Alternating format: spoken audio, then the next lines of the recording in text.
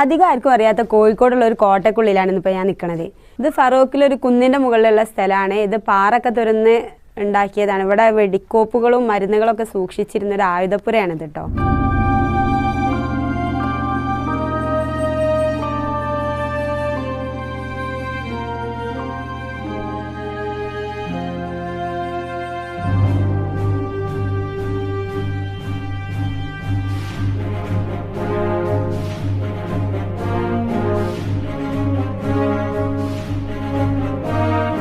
ഇതിൻ്റെ പല ഭാഗങ്ങളും ഒരു ആർച്ച് രൂപത്തിലാണ് ചെയ്തിട്ടുള്ളത്. പിന്നെ അതേപോലെ തന്നെ ഇതിന് ചെറിയ വിൻഡോകളൊക്കെ ഉണ്ട്. പിന്നെ മുകളിൽ നിന്ന് നോക്കിയാൽ താഴത്തേക്കും കാണാം, താഴത്ത് നോക്കിയാൽ മുകൾക്കും കാണാം.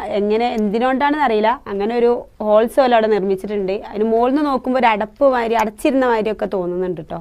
പാറകളൊക്കെ നല്ല ഭംഗിയിലാണ് ഒരു ഷേപ്പ് ഉണ്ടാക്കിയെടുത്തിട്ടുണ്ട്. പല ഷേപ്പുകളും ഉണ്ടാക്കിയെടുത്തിട്ടുണ്ട്. നമ്മൾ മുകളിൽ നിന്ന് ഇങ്ങനെ നടന്നു വരുമ്പോഴൊന്നും ഇങ്ങനെ ഒരു അറ ഉള്ളതായിട്ട് തോന്നൂല. പാറ തുറന്നുകാണ്ട് അടിയിലേക്ക്, ഭൂമിൻ്റെ അടിയിലേക്കാണ് ഇങ്ങനെ ഒരു അറ ഉണ്ടാക്കിയിരിക്കുന്നത്.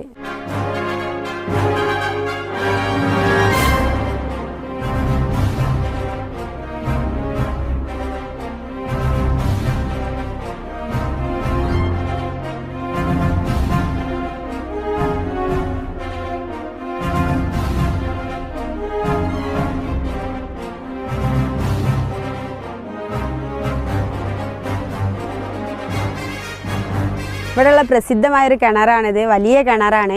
അതിലടി വരെ എത്തിപ്പെടാനുള്ള സ്റ്റെപ്പുകളുണ്ട് ഇതിൻ്റെ ഉള്ളിൽ. ഇപ്പം അതൊന്നും കാണൂല, കാട് മൂടി കിടക്കുന്നതിനോട് അതൊന്നും കാണൂല. പിന്നെ അതിന് ചുറ്റും ഇപ്പം കമ്പിവേലിയൊക്കെ കെട്ടിയിട്ടുണ്ട്. ഇത് സംരക്ഷിക്കാൻ വേണ്ടിയിട്ട് കെട്ടിയതാണ്. പിന്നെ ഈ കിണറിൻ്റെ ഉള്ളിൽ വേറൊരു കിണറും കൂടി ഉണ്ട്. അത് ചാലിയാർ പുഴയിലേക്ക് എത്തിപ്പെടുന്നൊക്കെയാണ് പറയപ്പെടുന്നത്. ശത്രുക്കളുടെ ആക്രമണമൊക്കെ ഉണ്ടായാൽ അതിലൂടെ രക്ഷപ്പെടാൻ വേണ്ടിയിട്ടാണെന്നാണ് പറയപ്പെടുന്നത്. മലബാറിൻ്റെ തലസ്ഥാനം ഫറോക്കിലേക്ക് മാറ്റാൻ വേണ്ടിയിട്ടാണ് ടിപ്പു ഇവിടെ കോട്ട നിർമ്മിച്ചു തുടങ്ങിയത്.